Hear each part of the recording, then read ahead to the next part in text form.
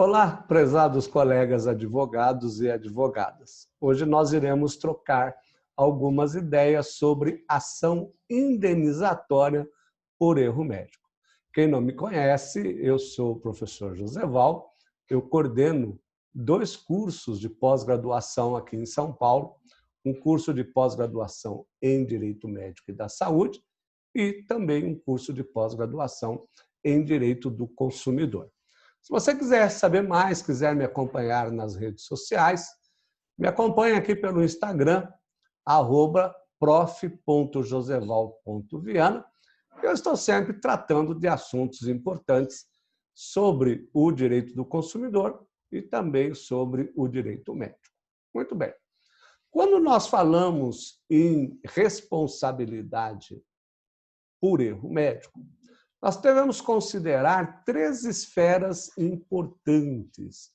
A primeira esfera é a criminal.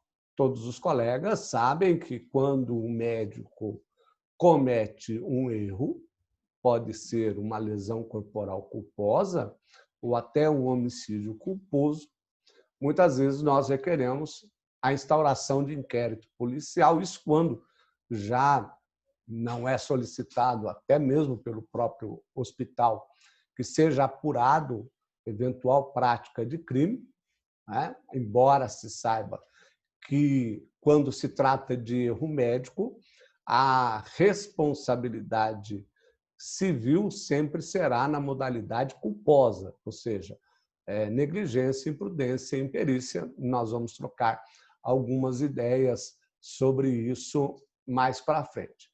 Mas a gente pode entender que há, de repente, a necessidade de requerer a instauração de inquérito policial para apuração de eventual crime de lesão corporal culposa ou mesmo um homicídio culposo. O médico também responde administrativamente no Conselho Regional de Medicina. Muitas vezes, diante de um erro médico, nós requeremos também, no Conselho Regional de Medicina, a instauração de uma sindicância para apurar o ato ilícito praticado pelo médico. A diferença que nós temos aqui é que, na sindicância, o médico não irá se responsabilizar por uma indenização. O objetivo da sindicância, na verdade, é apurar um ato ilícito administrativo. Tanto é que no Conselho Regional de Medicina, a sindicância, que é instaurada, vamos dizer assim, pelo conselheiro corregedor, o conselheiro corregedor vai nomear um conselheiro instrutor para que ele analise preliminarmente todos os fatos, transformando aquela sindicância num PEP. O que é o PEP?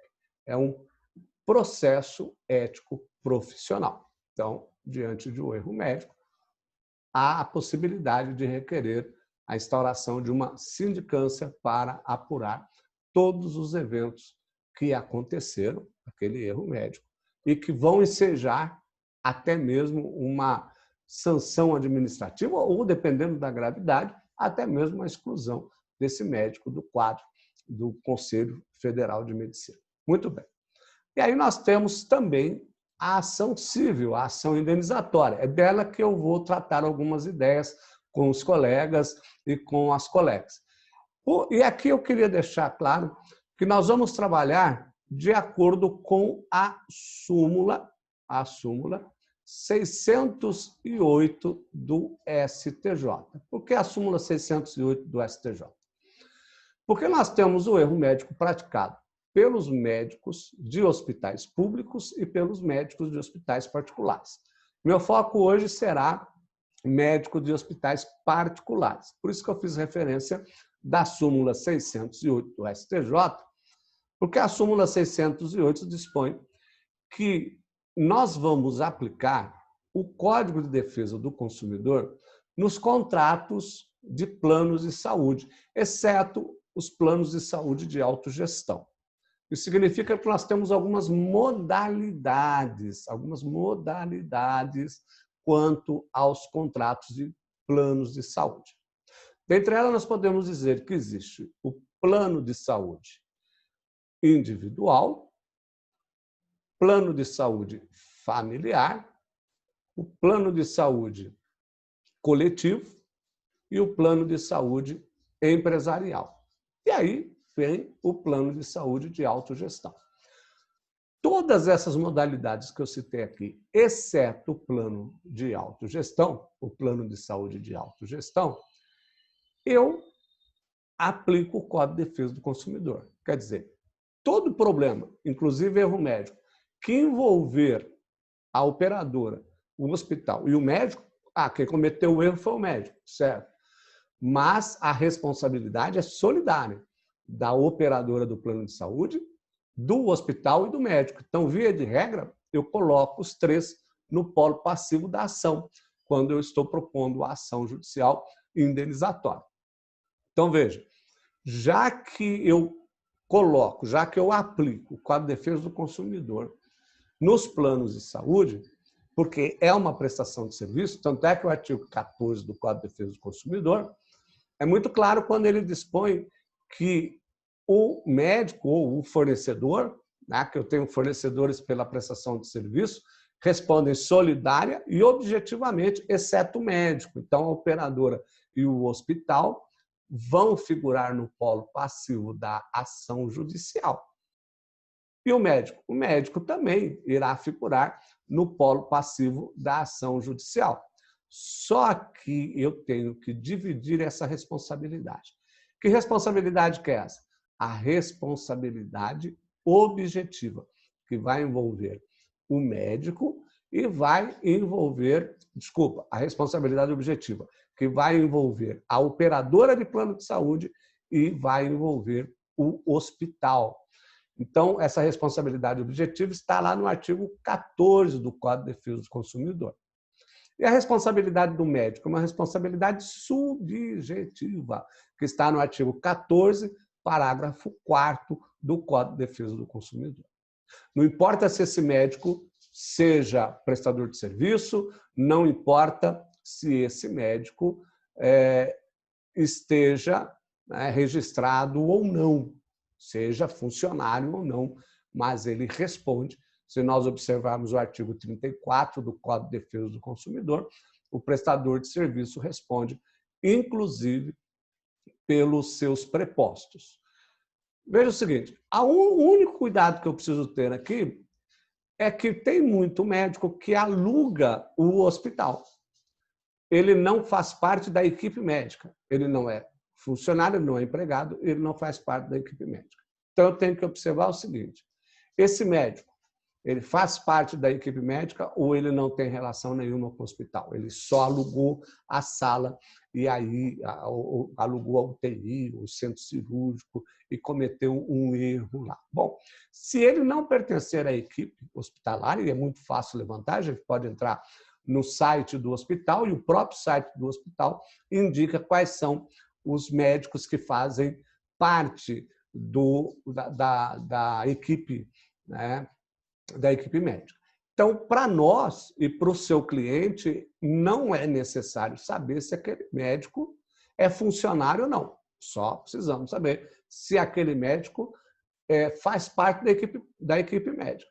Se ele não tiver vínculo nenhum com o hospital, ou seja, ele alugou o centro cirúrgico para fazer a cirurgia e errou, então a gente não coloca o hospital no polo passivo da ação.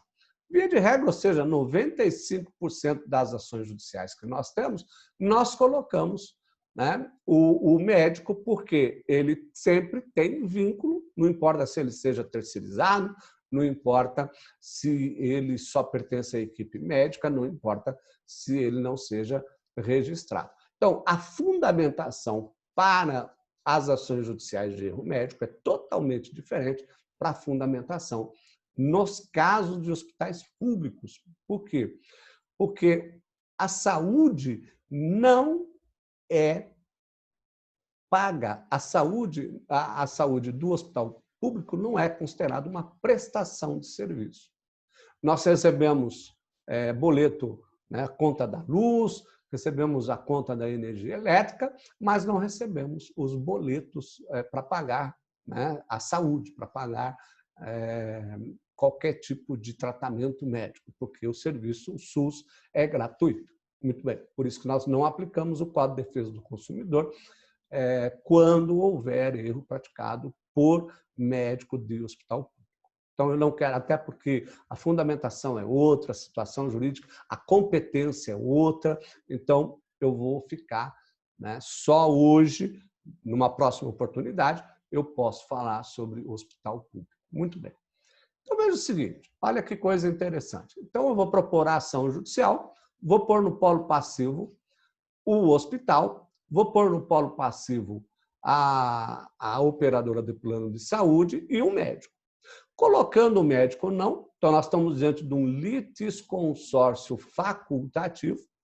Colocando ou não colocando o médico, nós vamos ter que fazer a prova da culpa, porque a responsabilidade do médico é subjetiva. Para eu alcançar a responsabilidade objetiva do hospital e da operadora do plano de saúde, colocando ou não colocando o médico no polo passivo da ação judicial, eu sou obrigado a fazer prova da negligência, da imprudência ou da imperícia. Por isso que, além dessas três etapas que nós acabamos de ver aqui, quando acontece o dano moral, eu tenho também três reflexos. Eu tenho o reflexo do dano material, então o erro médico pode provocar um dano material, um dano estético e um dano moral. Olha só, então coloquei aqui, né, o reflexo. Assim, antes vamos para a responsabilidade civil do médico. O que é a responsabilidade civil do médico? A responsabilidade civil médica é a obrigação imposta pela lei aos médicos que, no exercício da profissão, causaram danos aos seus pacientes em razão da negligência, imprudência ou imperícia. E aí, claro, nós temos, né, o dano material, o dano estético e o dano moral.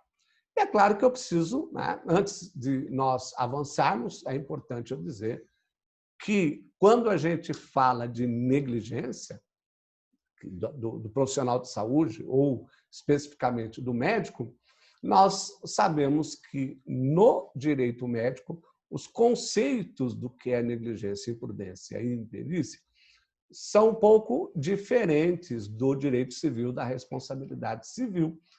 E quando eu falo, por exemplo, o que é um médico negligente? Claro que a gente sabe que o médico negligente é aquele que não agiu com atenção. Eu sempre coloco na seguinte forma, para ficar, inclusive, melhor para que meus alunos entendam, não são conceitos técnicos, mas só para o nosso entendimento, porque não há problema nenhum, não vai causar nenhum prejuízo. É que eu digo sempre o seguinte, o médico negligente é aquele que esqueceu como ele deveria ter realizado aquele procedimento. Eu sempre brinco com meus alunos e digo assim, quando você diz assim, nossa, eu esqueci, isso é negligência. Como não agiu com atenção, esqueceu o protocolo. Ele esqueceu, a gente diz que é anamnese. Deixa eu colocar aqui. Anamnese. O que é a anamnese? A anamnese é aquele exame, é aquele conjunto de perguntas que o médico faz para o paciente. O que você está sentindo? Tal. Por quê? Porque ele precisa encontrar o diagnóstico, ou seja, encontrar qual é a doença que ele está sofrendo para que ele possa dar o prognóstico. Muito bem. Esse médico não fez a anamnese, ele simplesmente esqueceu. E ele errou no diagnóstico. O que ele foi? Ele foi negligente. Então, a negligência médica é esquecer. Tá? Esses dias, nós tivemos um caso que a médica entrou no centro cirúrgico com um brinco, né? A gente não sabe como é que ela entrou no centro cirúrgico com um brinco, foi fazer uma cirurgia cardíaca, abriu o paciente e o brinco caiu, né, no interior, no corpo do paciente. Ela fechou, não percebeu para que foi o brinco. Se tivesse sido a tarra, acho que seria menos complicado. Mas como foi o brinco que caiu, o brinco tem aquela agulhinha, né? E aí começaram a espetar o paciente. Aí doía, porque ele ria, enfim, teve que se submeter a uma nova cirurgia para extrair o brinco. Qual é o comportamento dessa médica? Ela foi negligente. Por quê? Porque ela esqueceu do procedimento, ela esqueceu de tirar o brinco. O que é a imprudência? No direito médico, imprudência é assumir o resultado, é assumir o risco. Por exemplo, o médico sabe que um determinado tratamento não é reconhecido cientificamente e, mesmo assim, ele faz aquele tratamento e gera um prejuízo para o paciente. Ou seja, vamos imaginar que aquele paciente evoluiu à morte porque aquele tratamento que ele estava ministrando não tinha reconhecimento científico. Ele não esqueceu de nada, ele simplesmente assumiu o risco. É por isso que eu sempre digo para os meus alunos que o conceito de negligência e imprudência estão relacionados com o caso concreto, com o conceito, com o acontecimento, com o ato ilícito praticado pelo médico. Aí eu vou conseguir entender se foi um ato de negligência ou se foi um ato de imprudência. E imperícia. Espera, mas o médico comete imperícia? O médico comete imperícia porque hoje nós falamos em residência médica. E o médico especialista é aquele que fez residência médica naquela especialização. Então, imagine um cirurgião plástico que não espera um anestesiologista chegar, resolve aplicar a anestesia no paciente. Veja que a expressão, o nome correto do médico é um médico anestesiologista. Ele não espera o médico chegar, o médico anestesiologista aplica a anestesia, o médico cirurgião, e mata o paciente. Olha, ele foi imperito? Foi imperito. Por quê? Porque ele não tem a especialização do médico anestesiologista, ele tem a especialização de cirurgião. Muito bem. Conforme eu falei, o dano, e aí, em razão da negligência, imprudência e imperícia, ele pode causar um dano material, o dano estético e o dano moral. Vamos seguindo aqui.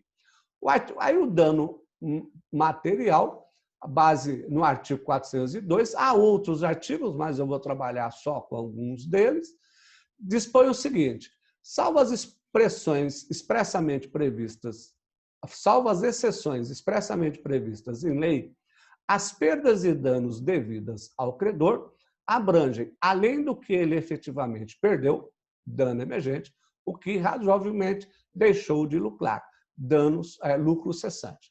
Às vezes, dependendo do caso, nós precisamos requerer no dano material, além da despesa que ele teve, aquilo que ele deixou de ganhar, a redução que ele teve, por exemplo, no ganho econômico.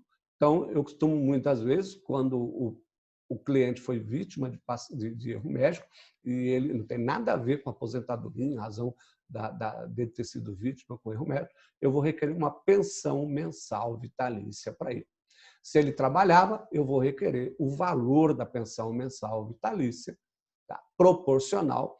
Então, ele vai entrar na folha de pagamento do hospital, ele vai entrar na folha de pagamento da operadora de plano de saúde. E ele vai receber, independentemente se ele foi aposentado, isso é um dano material que ele precisa ser coberto. Além das despesas que ele teve, inclusive das despesas que ele poderá ter, dependendo do tratamento que ele for realizar. Muito bem. Então, seguindo aqui o nosso raciocínio, eu trouxe uma definição de dano patrimonial da professora Maria Helena Diniz. O patrimônio é uma universalidade jurídica constituída pelo conjunto de bens de uma pessoa, sendo, portanto, um dos atributos da personalidade e, como tal, intangível. Então, quando eu falo em dano patrimonial, são os bens daquele cliente que foram afetados em razão do erro daquele médico. Muito bem. E aí, trago uma outra definição, uma outra consideração em relação ao dano patrimonial. O dano patrimonial abrange não somente o dano emergente, o que o lesado efetivamente perdeu, mas também o lucro cessante, o aumento que seu patrimônio teria, mas deixou de ter em razão do evento danoso. Não se esqueça que o dano material precisa ser provado. Se você não conseguir provar, se o caro colega não conseguir provar, a ilustre colega não conseguir trazer documentos para a petição inicial, então não haverá como o juiz fixar danos materiais. Então, o ônus da prova é sua, o ônus da prova é seu nesse detalhe. Claro que a hora que você chegar lá na frente do processo, em que o juiz vai dar o despacho saneador, você vai requerer a inversão do ônus da prova, porque o seu cliente, segundo o artigo 4º, inciso 1º do Código de Defesa do Consumidor, é vulnerável tecnicamente. Só quem pode dizer que não houve erro médico é o próprio médico, é o próprio hospital. E claro que isso será feito mediante perícia, por isso que, independentemente do valor da causa, nunca se distribui a ação judicial no juizado especial civil. O juizado especial civil não é competente, independentemente do valor da causa. Por quê? Porque erro médico você soluciona o caso com perícia. Por isso que é importante quesitação, é importante aprender a fazer quesitação. Muito bem. Então, está aqui o artigo 950, que ele trata exatamente da questão também do dano material. Olha só. Se da ofensa resultar defeito pelo qual o ofendido não possa exercer o seu ofício ou profissão, ou se diminua a capacidade de trabalho, a indenização, além das despesas do tratamento e lucros cessantes até o fim da convalescência, incluirá a pensão correspondente à importância do trabalho para que se inabilitou ou da depreciação que ele sofreu. Falo para os colegas não aplicarem o parágrafo único, porque está escrito assim: o prejudicado, se preferir, poderá exigir que a indenização seja arbitrada arbitrada e paga de uma só vez. Não dá para fazer o cálculo. E, aliás, o valor da causa também seria estratosférico, porque imagina, você está pedindo, já houve casos em que o juiz fixou para cliente que foi vítima de erro médico R$ 3.500 de salário, né, pensão em razão do erro médico, durante todo o período de vida, pensão mensal vitalícia. Já imaginou como é que a gente vai calcular isso? Então, via de regra, eu, quando vou fazer esse cálculo, eu calculo só 12 mensalidades só, referentes ao salário dela, coloco o valor de dano estético, de repente uma amputação de um braço equivocado, e também o dano moral. Deixo o dano moral sempre por último, porque eu tenho que pensar primeiro no bem-estar do meu cliente. Eu preciso que o meu cliente tenha uma vida digna. Muito bem. O pressuposto também para o ato ilícito, para a indenização, ou também para o dano moral, é o artigo 186. Aquele que, por ação, omissão voluntária, negligência ou imprudência, violar direito e causar dano a outrem, ainda que exclusivamente moral, comete ato ilícito.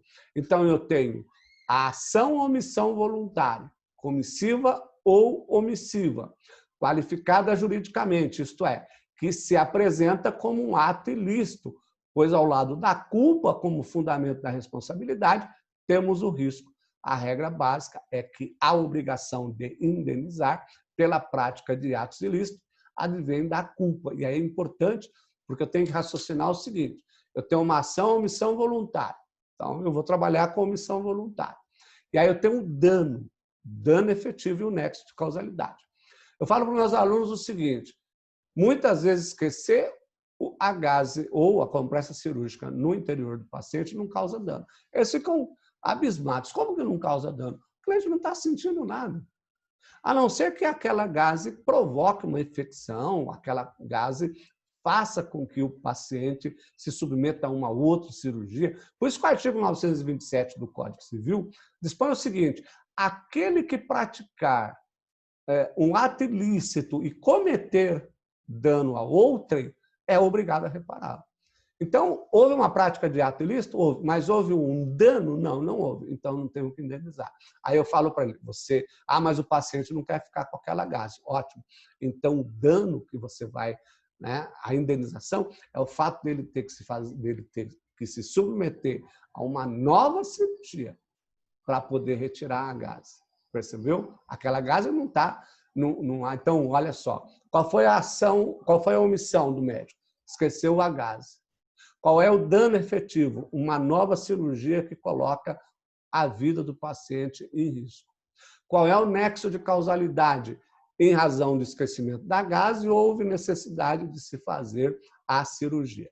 Agora, é claro que se a gase estiver infeccionando, já infeccionou, teve que fazer a cirurgia, aí fica fácil a demonstração do ilícito, porque aquela gase efetivamente gerou um dano. Por isso que eu coloco aqui para os colegas a existência do nexo de causalidade, que é o fato gerador da responsabilidade civil. Coloco aqui, aliás, já tinha falado do artigo 950, e aí o dano estético, né? Por quê? Pode ser que o médico tenha amputado equivocadamente a perna, era a perna direita, aí amputou a perna esquerda, teve que amputar a perna direita. A professora Maria Helena Diniz disse que o dano estético é toda alteração morfológica do indivíduo que, além de aleijão, abrange as deformidades ou deformações, marcas e defeitos, ainda que mínimos, e que implique, sob qualquer aspecto, um afeamento da vítima, consistindo numa simples lesão desgostante ou num permanente motivo de exposição ao ridículo ou de complexa inferioridade, exercendo ou não influência sobre a sua capacidade laborativa. Professor, como é que eu faço para fixar o dano estético? O dano moral é fácil, porque por meio de documentos, por meio de valores, então é objetivo, você consegue calcular, e o juiz também não tem dificuldade nenhuma, mas não se esqueça, a prova é sua. E o dano estético? Eu sempre falo, dano estético e dano moral, você tem que pegar casos iguais e semelhantes e ponderar o valor do dano estético e até mesmo do dano moral.